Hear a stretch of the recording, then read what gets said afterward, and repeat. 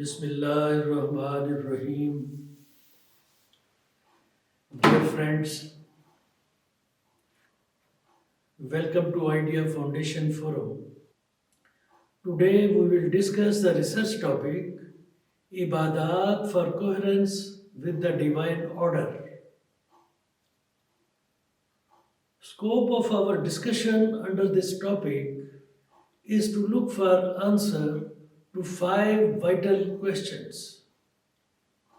Firstly, what is the nature of the man or the substance he is made of? Secondly, why coherence with divine order is necessary in view of the man's nature? Thirdly, what does the man require to uphold his coherence or connectivity with the divine order? Fourthly, what are the consequences? What are the consequences of diversion from the desired connectivity? Fifthly, how Ibadaat ensure accomplishment of the man's coherence with the divine order by maintaining his desired portfolio. In this session, we will try to find some understanding of these questions by seeking guidance from the Holy Quran. Dear friends, Allah created the man as his beloved creature,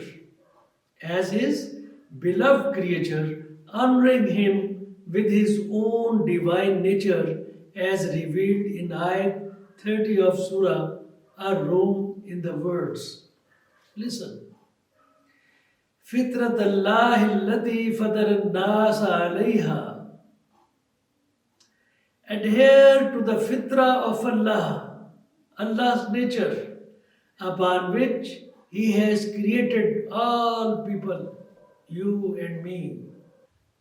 After giving the man a corporeal body, physical body, composed of earthly elements to perform his assigned role on the earth, Allah accorded him with a spiritual personality by breathing into him from his own spirit as revealed in Ayat 9 of Surah As-Sajda, shown on the screen.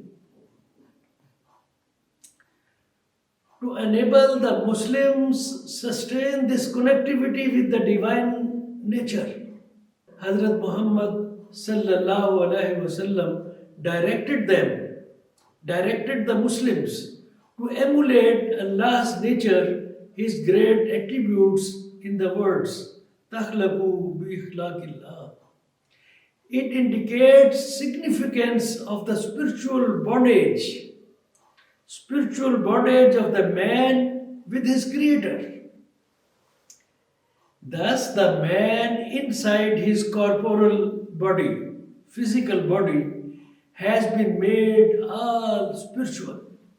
His nature, source of his life, his soul, the chemistry that puts trillions of pieces into a whole, and the force that drives a lifeless heap of matter are all spiritual. The man's past is spiritual, and so is the future. So, dear friends, Ayat 30 of Surah Ar-Rum mentioned earlier reveals the man's relation with the divine order. All elements of the universe and the man are interconnected and operate within the divine order under the unitary laws of nature. For that, the Quran has strongly desired that physiological coherences in humans and global collective behaviors should be synchronized with the universal systems, pursuing the laws of nature which refer to order, balance, justice, coherence, and mutual support for the elements, small or big, of the universe. This order or coherence provides necessary resilience, defense, equilibrium, and perseverance to the sustainability of the individuals as well as the universal systems. Resilience, equilibrium, and perseverance. So, let us ponder on ayat 5 to 9 of Surah Ar-Rahman shown on the screen. This coherence, equilibrium, and psychophysiological order necessitate the man's adherence to the laws of nature and complete harmony with the tunes of the nature, as the man's nature is replica of the divine nature. The Quran has directed the man to look at the wonders of the universe and inside of his own self, to access the treasures of divine wisdom and coherence with nature, to achieve the blessed status accorded by Allah as revealed in Surah Fussilat and Surah Az-Zariyat shown on the screen. This philosophy is further explained in a hadith. Please listen. What a beautiful hadith. فَقَدْ عَرَفَ نَفْسَهُ فَقَدْ عَرَفَ رَبَّهُ. Whoever knows himself, knows his God, knows his Allah, knows his Creator. Allah has gifted the man with the heart as reflector of his divinity and mentioned castle of his soul. The man loses his spirituality when he indulges his heart in the worldly charms, worldly deceptions. Unfortunately, the materialist mind thinks heart a mere transporting hub of blood. Such are the oblivions, such are the mystics that cause fall of the man from asani takweem, the heights of grace, to asfala safilin, the depths of degradation. Thus, the man has been desired to avoid this fall. The man has been desired to keep his bondage strong with his Creator by purifying his heart for the love of Allah. The personalities with their hearts devoted to faith in the oneness of Allah, fashioned up to his fitra, nature, engrossed with his divine attributes, and also compassionate and merciful to the mankind, are the ones blessed with the divine connectivity and coherent with the divine order. By establishing this connectivity, the man in fact fulfills the essential obligations as desired in Ayat 30 of Surah Ar-Rum.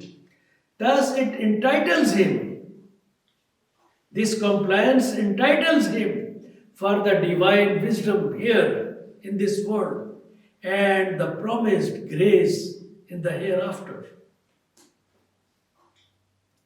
So, dear friends, Allah envisioned the personality of the man,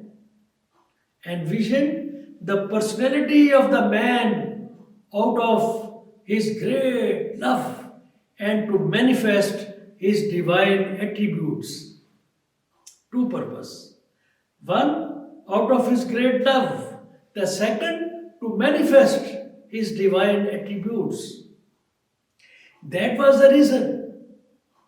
That was the reason why Allah created the man on his own nature and desired him to pursue Allah's nature upon which he has been created. Great philosophy, great truth. It is the manifestation of my Lord, my Allah. These divine attributes have been called the hidden treasures of Allah's divinity.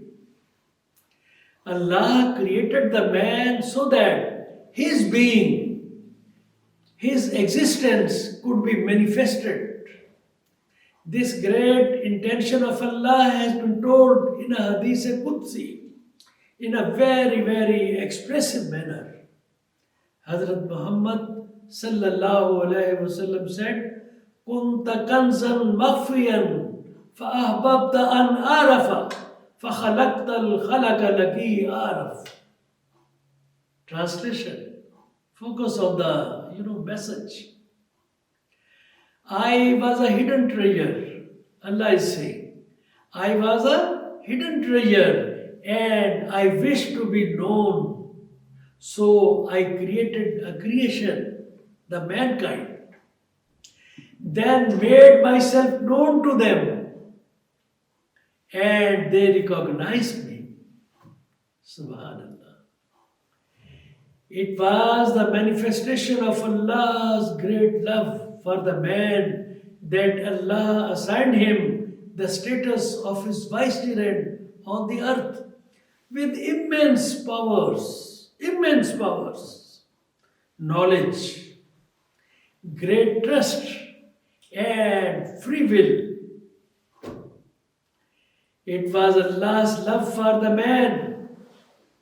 It was Allah's love for the man that to protect him from deceptions of the worldly charms, Allah did not leave him alone in view of his free will, free personality, and great trust he was accorded with.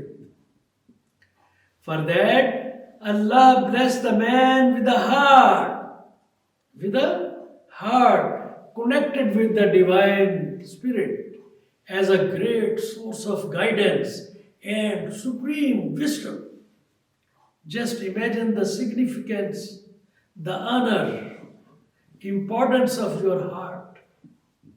Besides blessing with treasures of knowledge based on observation, intellect, and spiritual insight, Allah revealed the Quran, the last divine book, as a code for well-being of the mankind and doctrine of faith as the panacea to build the strongest connectivity with Allah and His divine order. Now it is the man who is to prove his allegiance to the will of Allah. Accomplishment of Allah's intention lies in the fact that Allah's being must be manifested in the personality and conduct of the man, and that comes true by the adoption of Allah's attributes. Takhlaqu bi ikhlaqillah. Dear friends, as we discussed, Allah created the man on his own nature and blessed him with the divine spirit and the message, divine message, free personality, knowledge, wonderful physical outfit, and placed resources of the whole universe under his subordination to enable him perform the role of Allah's vicegerent by his complete submission to Allah's will and ensuring well-being of the humanity in the most befitting manner. One, submission to the will of Allah. The other is well-being of the humanity. With this portfolio comprising on two things, submission to Allah's will and well-being of the humanity. With this portfolio showing Allah's great love for the man. He was settled on this earth so that he could be judged on the basis of his adherence to this assigned portfolio for determining his place in the hereafter. Since the man is physically made of the earthly elements, he is exposed, he is exposed to the worldly charms which breed in him the earthly traits of self-possession, self-love, and self-interests. These earthly traits have strong potential to inculcate, to breed, to generate negative emotions and attitude in the man to distract him away from his assigned portfolio, the spiritual connectivity. This is how the man is entrapped into the worldly deceptions and his personality loses its psychophysiological worth here in this world and the promised reward of the hereafter. So, dear friends, in psychophysiological terms, the consequences of life devoid of faith and benevolence to the mankind or loss of spiritual connectivity breed, generate, inculcate negative emotions and attitude causing disorder in the higher level brain centers and autonomic nervous system, which adversely affect the functioning of virtually all psychophysiological processes, including cognitive, hormonal, and immune systems. Such diversions weakens the psychophysiological coherence, resilience, defense system, and inner baseline and energy reserves of the heart, brain, and other systems, deteriorating the systemic stamina of the man to manage emergent challenges of stress, strains, and fears, and ensure future psychophysiological and spiritual growth. Such perverted life also deprives the personality of its spiritual potentials despite huge worldly gains. Loss of spiritual connectivity or the assigned portfolio of the man goes beyond his worldly life, which is merely a short span of test and trial. The spiritual connectivity realized in this life, the spiritual connectivity attained in this life, in fact, determines reward of the hereafter. The man's soul comes with him at birth as his guide and guardian, pushing him for spiritual connectivity through strong faith, Ibadaat, and good deeds. Besides preparing the performance card of the man with reference to his assigned portfolio, it nourishes, it develops, it nourishes as the man pursues its guidance, its call, its call. It wanes, it weakens when he persistently demeans it, ignores it. This is the reason when the man ignores the call of his soul, even heaps of his worldly wealth fail to give him solace of the heart and peace of mind, and hollowness of his self looks for something real missing in life.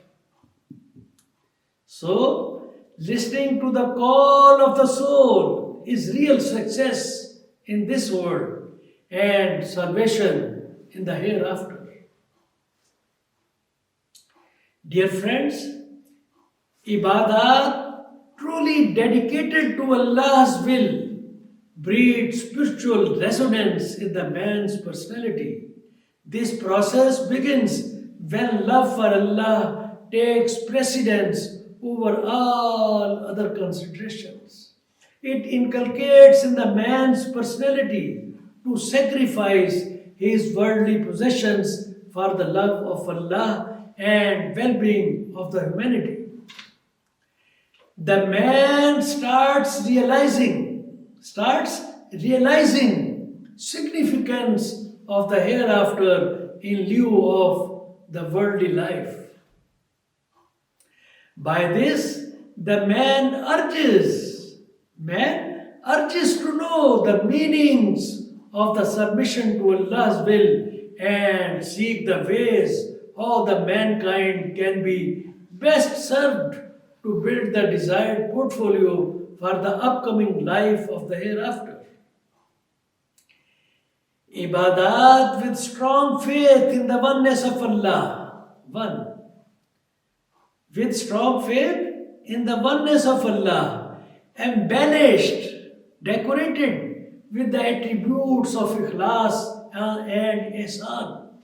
Number two. And transformed into well-being of humanity, move the man closer to Allah and the divine order. And Allah blesses the man with divine light. Nurus samavati, Allah nurus samavati, wal ars, uska aks insan par aata hai. And Allah blesses the man with divine light and peace of the heart, a spiritual gift to the man. Here the human soul feels itself lost in the ocean of Allah's divinity. He reaches a stage of sublimity, apex, where his will is submerged into the will of Allah, as Hadith Qudsi describes this situation in the verse. Listen. Allah says, when I love him, I love my servant, I love the man, I am his hearing with which he hears, his seeing with which he sees, his hand with which he strikes, and his foot with which he walks. Such merging of the wills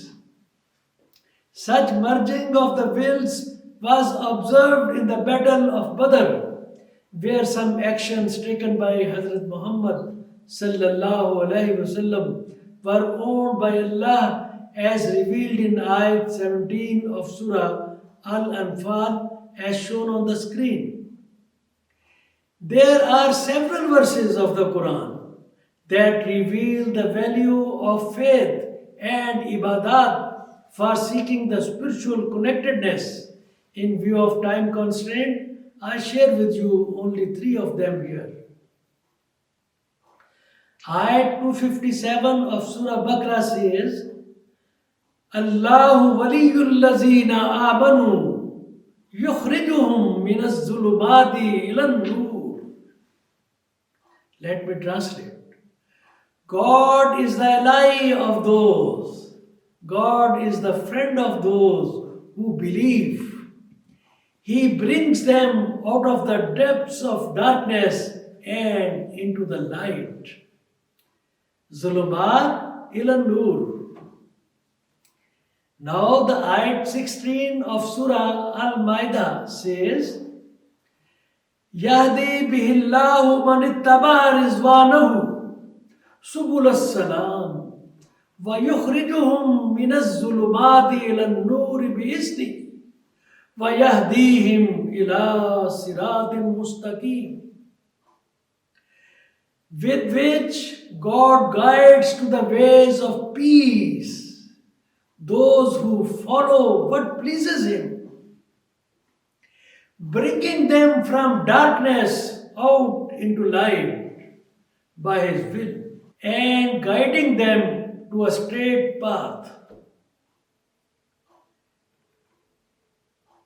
Third reference is Ayat 22 of Surah Az-Zumar It says, listen.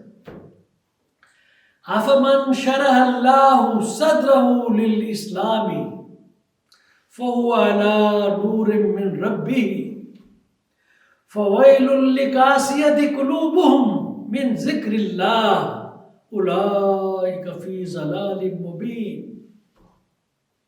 Translation is, what about the one whose heart God has opened in devotion to Him, so that he walks in light from his Lord? Light from his Lord. Alas for those whose hearts harden at the mention of God. They have clearly lost their way. They are away from the right path. So, dear friends, we conclude our discussion here. These programs are recorded both in Urdu and English. Their videos can be watched on ideafoundation.com.pk website or its YouTube channel and Facebook. Their written versions are also available on the Idea Foundation's website. Please note code number of this program, Idea 1BR22 or lecture number 121. All friends are requested to subscribe the Foundation's YouTube web channel for the benefit of this noble cause. Thank you friends for participation. Allah Hafiz.